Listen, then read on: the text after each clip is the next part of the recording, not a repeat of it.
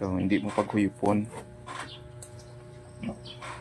Pag wax ang fluid, gasunod na sa dayon ng idik. Ang idik, Masunod gina siyang idik kay bala mo fluid, amo na siyang padalong yung pagwa. pagwa.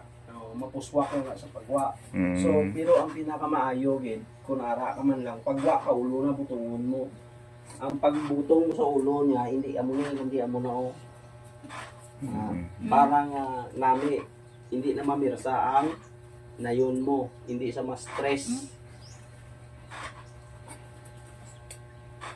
Kag pagkatapos, una mo nga kwaon gid ang iyangan ng puti sa ilong niya.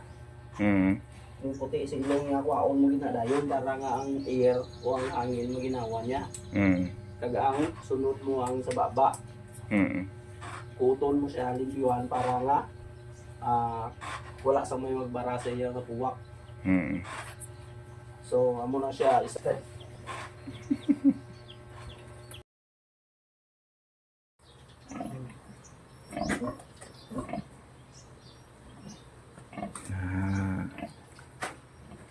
Nga ginapitay mo na. Anong purpose na? Purpose ni para nga makuha kag makuha ng iyang mga batik-batik balangan ng mga kinaon nila o kung ang danlak. Kabay ilan ang danlak danay. Importante niya tuwad siya Kay para? nga magdagdag. Madagdag to kung ano ang ara. So kung hindi sa ginawa, gamiton mo ni. Pasuyupan mo na sa ilong. Ang baba niya kagang ilong.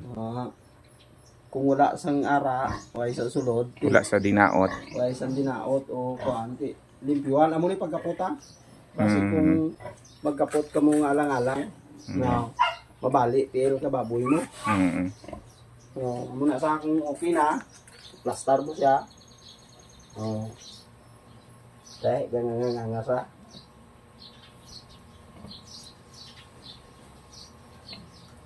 Okay. Tapos, updan mo kung higtan mo ang pusod, okay man. Ito guys ang bagong paraan paano mag-handle ng biik. Ginagamitan na ng drying agent instead na basahan yung gamitin. So, mas safe yung biik nyo pag ginagamitan nyo ng drying agent like Bidalex. Ang Bidalex merong antibacterial